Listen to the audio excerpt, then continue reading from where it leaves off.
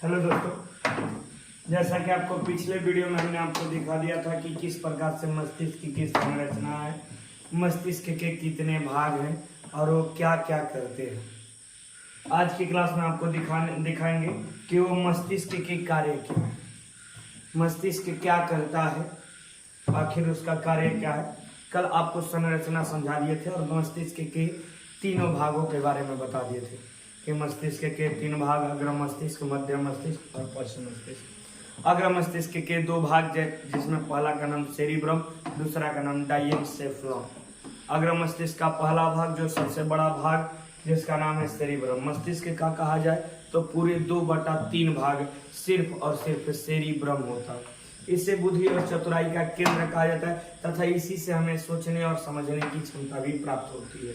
आगे हमने आपको मध्य मस्तिष्क के बारे में बताया था कि वैसा मस्तिष्क का वह भाग जो अग्र मस्तिष्क से पूरी तरह से ढका होता है, यह एक ही कार्य करता है, आंखों के पेशियों को नियंत्रण करता है।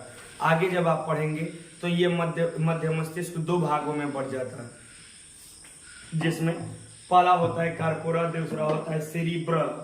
लेकिन आपको क्लास 10th में यही पढ़ना है कि मध्य मस्तिष्क का कोई भाग नहीं होता। मध्य मस्तिष्क आपकी आंखों के पेशियों को नियंत्रण करता है। उसके बाद हमने बताया था पश्च मस्तिष्क। पश्च मस्तिष्क के 2 भाग हुए थे, एक सेरिबेलम या अनुमस्तिष्क और दूसरा हुआ था मस्तिष्क स्टेम। सेरिबेलम या अनुमस्तिष्क जो था ये शरीर के ऐच्छिक क्रियाओं को कंट्रोल किया था। ऐच्छिक क्रिया किसे कहते हैं? तो वैसी क्रिया जिस पर हमारा खुद का नियंत्रण हो, जैसे बात करना हो सकता है, चलना फिरना, बोलना, या मतलब किसी भी प्रकार से जिस पर हमारा नियंत्रण हो सके, तो ऐसी क्रिया को हम ऐच्छिक क्रिया कहते हैं। तो इस पर सेरिबेलम कंट्रोल करता है। लेकिन बात अनैच्छिक क्रिया की करें तो अनैच्छिक क्रिया को मस्तिष्क स्टेम कार्य करता है। मस्तिष्क स्टेम क्या करता है कि अनैच्छिक क्रिया, वैसी क्रिया जिस पर हमारा नियंत्रण ना हो। जैसे आपको मस्तिष्क स्टेम के बारे में भी हमने समझाया था कि मस्तिष्क स्टेम को 2 भागों में बांटा गया है। एक पहला जो था पोन्स वेरोलाई और दूसरा जो था उसका नाम था मेंडुला ऑब्लांगाटा। पहला था पोन्स वेरोलाई और दूसरा था मेंडुला ऑब्लांगाटा। पोन्स वेरोलाई जो कि आपकी श्वसन को नियंत्रित कर देता है। पोन्स वेरोलाई किसको नियंत्रित करता है? श्वसन को नियंत्रित करता है। और उसके बाद हमने बताया था मेंडुला ऑब्लांगाटा अन्य सभी अनैच्छिक क्रियाओं को नियंत्रण कर देता है। अनैच्छिक क्रिया जैसे हृदय का धड़कना, छींकना या हो सकता है खांसना या उल्टी होना, ये सब अनैच्छिक क्रिया। इन क्रियाओं को हम प्रतिवर्ती क्रिया भी कहते हैं। इन क्रियाओं को हम प्रतिवर्ती क्रिया भी कहते हैं। वैसी क्रिया जिस पर हमारा नियंत्रण ना हो तो वैसी क्रिया को हम प्रतिवर्ती क्रिया भी कहते हैं। ये सब काल के मतलब पिछले वीडियो में हमने आपको बता दिया था। आज के वीडियो में हम देखते हैं मस्तिष्क कार्य क्या करता है। मस्तिष्क के कार्य आज के वीडियो में हम देखेंगे मस्तिष्क के कार्य क्या क्या मस्तिष्क करता है। तो समझिएगा, मस्तिष्क का सबसे पहला काम, आपको 2 नंबर में ये क्वेश्चंस ऑलरेडी आ चुके हैं कि मस्तिष्क के कार्यों को लिखें। तो सबसे पहले मस्तिष्क का सबसे पहला कार्य आवेगों को ग्रहण करना। आवेगों को ग्रहण करना सबसे पहला काम, आवेगों को ग्रहण करना। दूसरा काम, आवेगों पर अनुक्रिया करना।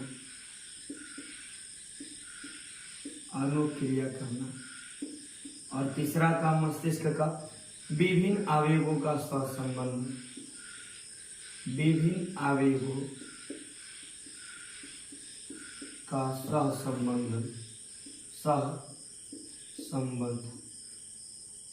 ओके। और चौथा कार्य जिसका नाम है सूचनाओं का भंडारण। सूचनाओं का भंडारण।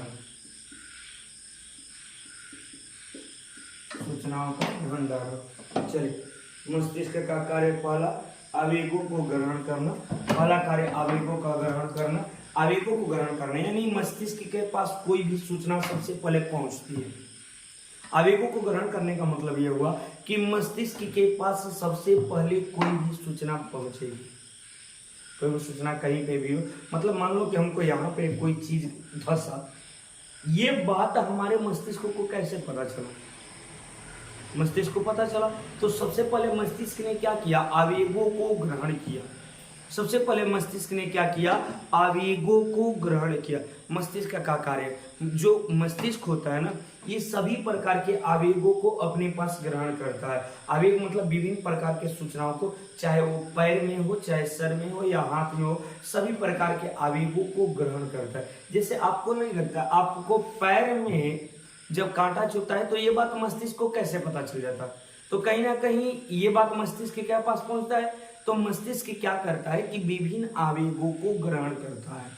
मस्तिष्क का पहला काम कि विभिन्न प्रकार के आवेगों को ग्रहण करना।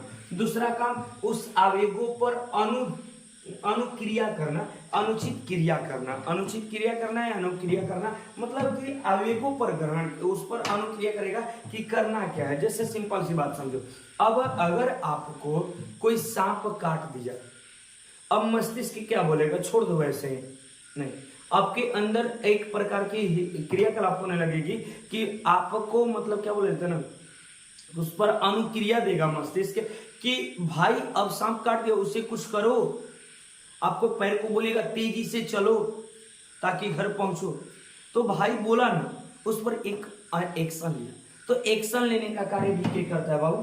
मस्तिष्क करता है। किसी भी प्रकार का एक्शन लेने का कार्य क्या करता है? मस्तिष्क करता है। जैसे सिंपल सी बात समझो, कोई आपको ऐसे थपथपा रहा है आराम से, बाबू बहुत बढ़िया, और कोई आके पीट दिया, तो आप क्या करोगे? एक्स मतलब थपथपाया तो आपको लगा नहीं ये तो बढ़िया, मस्तिष्क ने बोला नहीं ये तो आपको शाबाशी दे रहा है, आपको जाके तबड़िया दिया, कोई आपको क्या कर दिया? पीट दिया, तो अब क्या कहेगा मस्तिष्क कि छोड़ो वो तो शाबाशी दे रहा है? नहीं, मस्तिष्क आपको बोलेगा नहीं तो तुमको पीटा है तो उसको भी तुम पीटो। मतलब एक प्रकार का अनुचित क्रिया करता है के बाबू मस्तिष्क, आवेगों पर अनुचित क्रिया करता है मस्तिष्क। अब देखिएगा, अब तीसरा बोला कि विभिन्न आवेगों को सहसंबंध करेगा। विभिन्न आवेगों के सहसंबंध का मतलब हुआ कि विभिन्न प्रकार की जो आवेगे होते, मस्तिष्क के पास एक बार में एक ही कार्य नहीं होता, बहुत सारे कार्य होता है। जैसे सिंपल बात समझिए, हम बोल भी रहे हैं और देख भी रहे हैं, बोल भी रहे हैं और देख भी रहे हैं, साथ में मेरा हाथ भी एक्शन कर रहा है, कार्य कर रहा है। तो एक बात बताओ कि ये तीन काम तो एक साथ हो रहा है, साथ में कानों से सुनाई दे रहा है, तो तीन चार काम विभिन्न प्रकार के आवेग मस्तिष्क के पास एक साथ पहुंचते हैं। तो उन आवेगों को ना मस्तिष्क एक साथ क्या कर देता है? संबंध बना देता है, जिससे सभी मनुष्य के सभी कार्य एक प्रकार से अच्छे से क्रिया कर सके। मस्तिष्क जो है इस ढंग से उसे सजा देता है कि सभी अंग अच्छे से कार्य कर सके। तो विभिन्न आवेगों के साथ वो क्या कर देता है? सहसंबंध कर देता है। सहसंबंध मतलब उन सभी को एक साथ जोड़ देता है ताकि मनुष्य का कोई भी कार्य लेट ना हो और एक साथ बहुत सारे कार्य हो सके। बोलो क्लियर है? और अंत में आपको बता दिया सूचनाओं का भंडारण। ये बात हम आपको सेरिब्रम में समझा चुके थे, सेरिब्रम में समझा चुके थे कि विभिन्न प्रकार की सूचनाओं को भंडारण कर लेता है। जैसे सिंपल सी बात समझिए, आपको अगर हम पूछे कि गति के कितने नियम होते हैं, तो आप लोगों में बहुत सारे ऐसे हैं जो बता देंगे कि गति के 3 नियम होते हैं, लेकिन कुछ लोग ऐसे भी होंगे जिनके पास ये ना पता होगा। जैसे हमने आपको बोला कि 5 + 5 कितना होगा, तो आप बोलेंगे धड़ा दे 10। ये बात आपको कैसे पता चला? क्योंकि आपके मस्तिष्क में ये बात मतलब क्या बोलते ना कि संचित है कि भाई ये दोनों में ये चिन्ह लगा है, इसका मतलब प्लस होगा। इसका मतलब क्या होगा? प्लस होगा। अगर हम लोग आप लोगों से पूछें कि 1 का मतलब क्या होता है, धड़ा के बोलिएगा 1। 1 का मीनिंग कुछ हो ही नहीं, क्योंकि आपके मस्तिष्क में ये सूचनाएं क्या है? एकत्रित है। ये सूचनाएं क्या है? एकत्रित है। तो सूचनाओं को भंडारण भी कौन करता है? मस्तिष्क करते हैं। सूचनाओं का भंडारण भी कौन करता है? मस्तिष्क करता है। आपको हम बार बार बोलते हैं, अपनी कहानियां तो बताते ही हैं, तो ऐसी बहुत सारी कहानियां ना जो हमको मतलब याद दिलाती है, हमको मतलब एक प्रकार से याद दिलाने वाला काम करता है। तो उस सूचनाओं का भंडारण क्या करता है? मस्तिष्क करता है। हमें आप लोगों को भी बचपन में याद होगा कि कैसे मतलब एक साथ खेलते थे। हम लोगों को भी याद है, आज भी हम भले कभी मैट्रिक किए हों, लेकिन हमें आज भी याद है कि हमारे 3 दोस्त थे जो हमारे साथ रहा करते थे। वो बात हमें याद है क्योंकि हमारे मस्तिष्क में वो बातें क्या है? संचित है। वो क्या है? सूचनाओं का उनका भंडारण है।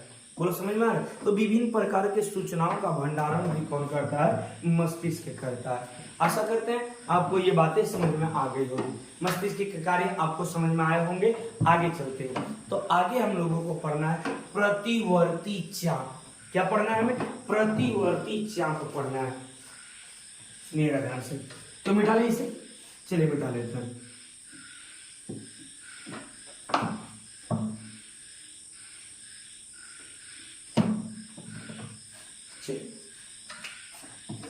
प्रतिवर्ती चाप, ये क्या होता है? प्रतिवर्ती चाप, प्रतिवर्ती, ठीक है, प्रतिवर्ती चाप। प्रतिवर्ती चाप क्या होता है? तो जिस निश्चित मार्ग से सूचनाएं मस्तिष्क तक पहुंचती है, सूचनाओं का संचार होता है, या कहा जाए तो सूचनाओं का परिवहन होता है, उस मार्ग को हम प्रतिवर्ती चाप कहते हैं। सुनिएगा फिर से एक बार ध्यान से। जिस मार्ग के द्वारा सूचनाओं का संचार होता है या परिवहन होता है, उस मार्ग को हम प्रतिवर्ती चाप कहते हैं। बात समझ में आ रहा है? प्रतिवर्ती चाप किसे कहेंगे? तो जिस मार्ग से सूचनाओं का क्या होगा, बताइए? जिस मार्ग से सूचनाओं का परिवहन होता है, उस मार्ग को प्रतिवर्ती चाप कहा जाता है। एक बात समझिए, अगर आपके पैर में कांटा गड़ा तो मस्तिष्क तो भाई ऊपर है, मस्तिष्क तो ऊपर है ना, खोपड़ी यहाँ पे है, यानी मस्तिष्क यहाँ पे स्थित है, तो फिर पैर में कांटा गड़ा, ये बात मस्तिष्क तक आए। तो मतलब ये जो सूचना है एक निश्चित मार्ग के द्वारा आगे बढ़ा, तो इसी मार्ग को हम क्या कहते हैं ना, इसी मार्ग को कहते हैं प्रतिवर्ती चाप। जिस मार्ग के द्वारा सूचनाओं का परिवहन होता है, उस मार्ग को कहा जाता है प्रतिवर्ती चाप। अब प्रतिवर्ती चाप में 5 लोग भाग लेते हैं, प्रतिवर्ती चाप में 5 लोग भाग लेते हैं, या कहा जाए तो प्रतिवर्ती चाप के 5 भाग होते हैं। पहला ग्राही अंग, वाले को क्या कहेंगे? ग्राही अंग। ग्राही अंग या रिसेप्टर्स, या इसे कहते हैं रिसेप्टर्स। बोलो क्लियर, समझ में आ रही? पहले को क्या कहा जाता है? ग्राही अंग। दूसरे को कहा जाता है संवेदना मान। दूसरे को क्या कहा जाता है? संवेदना मान। तीसरे को कहा जाता है तंत्रिका केंद्र। तीसरे को क्या कहा जाता है? तंत्रिका केंद्र, तंत्रिका केंद्र। चौथे को कहा जाता है प्रेरक मार्ग। चौथे को क्या कहा जाता है? प्रेरक मार्ग, समझिएगा। पांचवे को क्या कहा जाता है? अभिवाही अंग, अभिवाही अंग। अब आपको इसका एक एग्जांपल आपको सुना देता हूं, ठीक है? सुनिएगा ध्यान से। एक गांव का मुखिया है, एक एग्जांपल समझाते हैं। एक गांव का क्या है? मुखिया। समझिएगा एकदम ध्यान से। यहां पर सोहन और मोहन दोनों झगड़ा कर लिए। मान लो सोहन और मोहन झगड़ा किया है, ठीक है? अब समझिएगा, अब क्या किया कि यहां पर सबसे पहले झगड़ा हुआ, तो ये झगड़ा का बात मुखिया जी को कैसे पता चलेगा?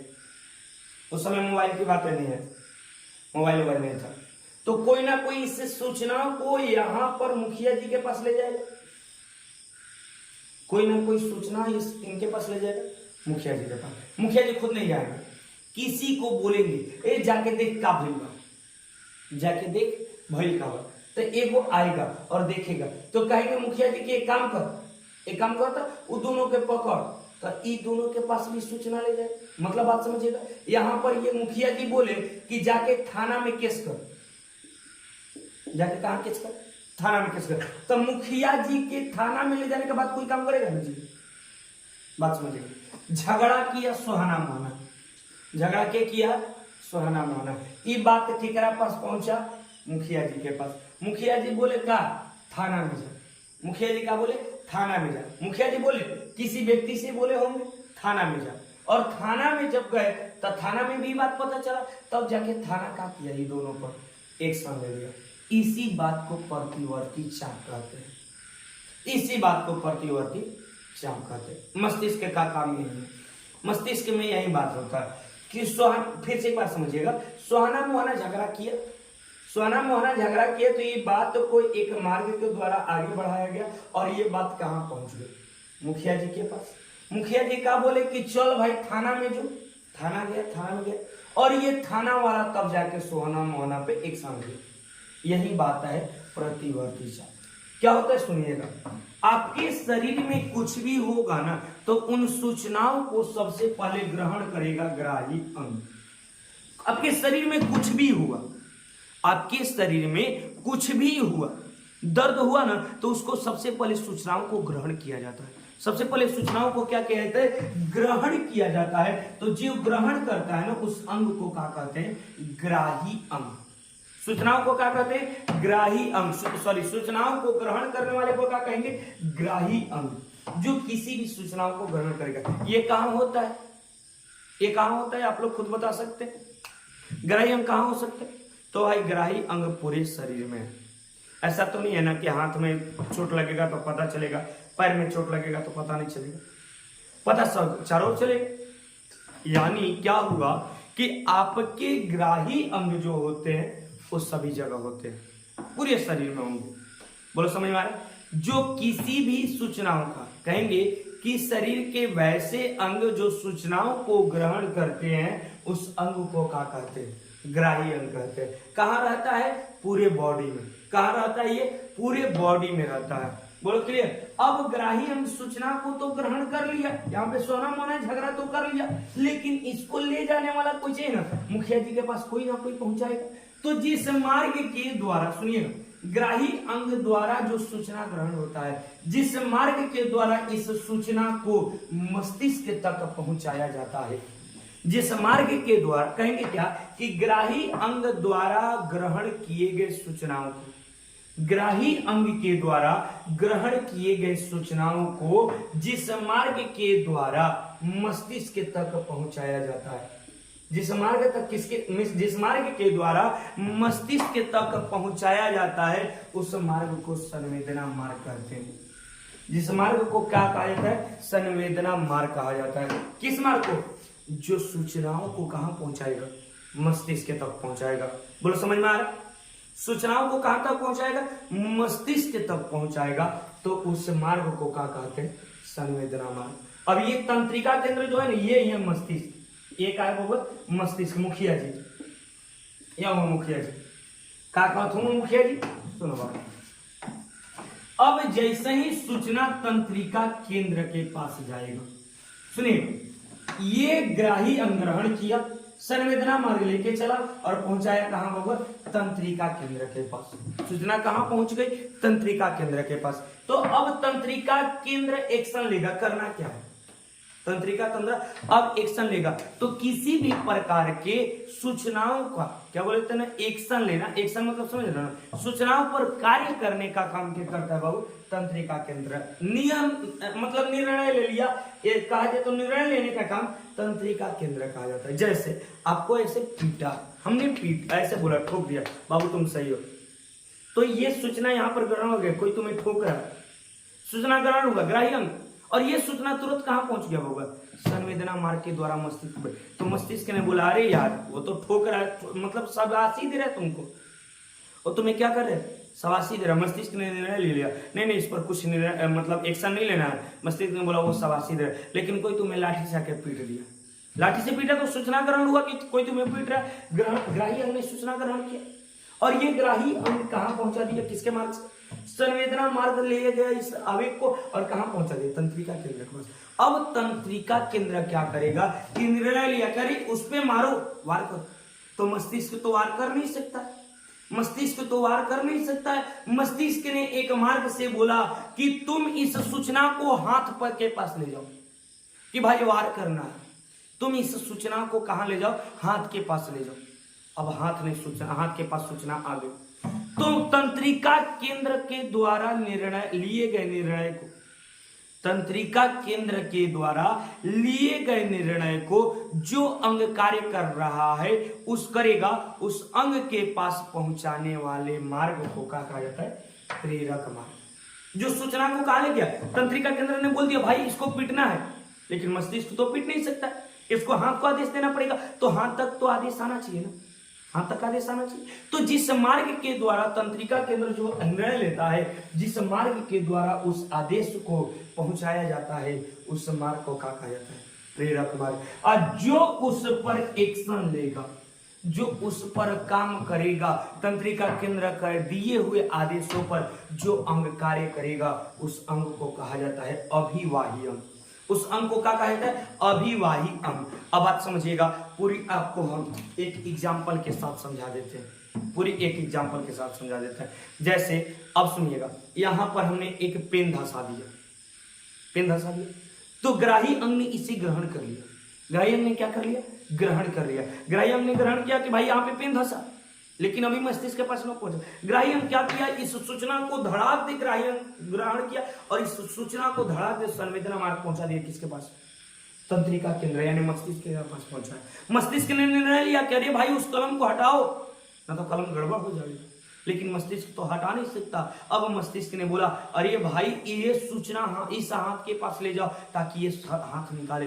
अब ये सूचना जिस मार्ग के द्वारा इस हाथ के पास पहुंचा, उस मार्ग को कहेंगे प्रेरक मार्ग। उस मार्ग को क्या कहेंगे? प्रेरक मार्ग। तब जाके ये हाथ क्या करेगा कि उस कलम को हटाएगा, उस कलम को क्या करेगा? हटाएगा। तो जो अंग तंत्रिका केंद्र के द्वारा दिए हुए आदेश पर जो अंग कार्य करता है, उस अंग को कहा जाता है अभिवाही अंग। उस अंग को क्या कहते हैं? अभिवाही अंग। क्लियर है? आशा करते हैं हम आप लोगों को ये टॉपिक बहुत बढ़िया समझ में आया होगा। अगर अच्छे से समझ में आया होगा तो आप लोग एक बार पुनः वापस आप लोगों से रिक्वेस्ट रहेगी, अपने दोस्तों के पास शेयर करें, लाइक करें, कमेंट जरूर करें समझ में आया कि नहीं आया, ताकि हम लोगों को भी प्रोत्साहन मिले कि समझ में आया हो तो आगे की वीडियो बनाया जाए। अगर समझ में आया तो एक बार कमेंट जरूर आप करेंगे, लाइक सभी लोग करें, ताकि हम लोगों का अपना एक जज्बा हो, एक जुनून पैदा हो कि नहीं हम लोगों के साथ भी कोई जुड़ा हुआ है और हम लोग इस वीडियो को आगे बढ़ाएं। चलिए तो मिलते हैं नेक्स्ट क्लास में। आज के लिए इतना ही।